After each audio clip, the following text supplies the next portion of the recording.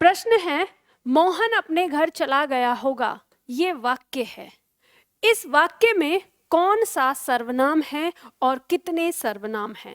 मतलब ये प्रश्न किया गया है कि जो वाक्य दिया है इसमें जो सर्वनाम शब्द है उसका भेद बताना है और कुल कितने सर्वनाम इसमें दिए गए हैं।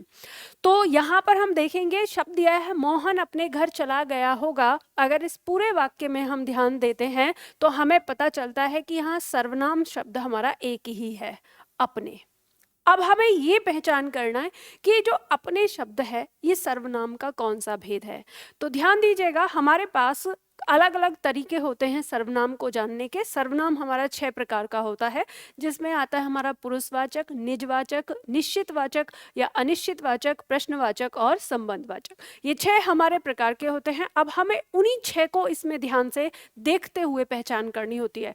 तो हम यहाँ देख रहे हैं कि इस सर्वनाम के तुरंत बाद यहाँ क्या आया है, घर। घर यानी संज्ञा आई है और इस संज्ञा के बारे में ये क्या कर रहा है, निश्चित कर रहा है। यानी ये जो अपने शब्द है ये संज्ञा को क्या कर रहा है, निश्चित कर रहा है कि मोहन अपने घर चला गया होगा, कि वो ये बता रहा है कि वो किसके घर गया है, अपने घर। तो निश्चित करना।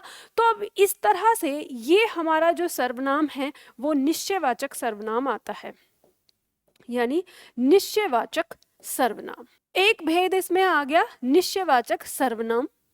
दूसरा, इसमें एक और भाव उत्पन्न होता है।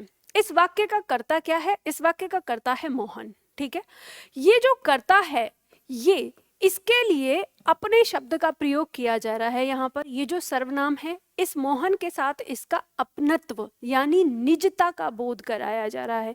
तो हम इसमें ये कह सकते हैं कि वो मोहन किसके घर चला गया है, यानी ये कर्ता किसके घर चला गया है, अपने घर चला गया है, यानी स्वयं के घर चला गया है। तो इसमें निजता यानी कर्ता का जो संबंध है वो इसके साथ निजता का व्यवहार भी लेकर आ रहा है।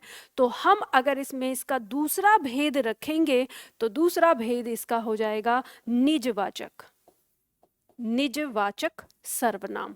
लेकिन ध्यान रखिएगा, प्रथम दृष्टि यानी प्रथम, अगर आपको विकल्प में ये दोनों मिलते हैं, निश्चयवाचक सर्वनाम और निजवाचक, तो आपका जो चुनाव होगा वो निश्चयवाचक ही होगा, क्योंकि ये पहले किसको बता रहा है, घर को निश्चित कर रहा है।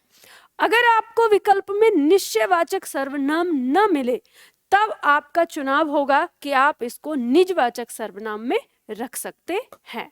लेकिन ध्यान दीजिएगा, निश्चयवाचक सर्वनाम 100% यही आपका चुनना होगा। और हम यहाँ पे कह सकते हैं कि निजवाचक सर्वनाम हम 50% इसको रख सकते हैं, वो भी किस में, जब हमारे पास पहला विकल्प ना हो।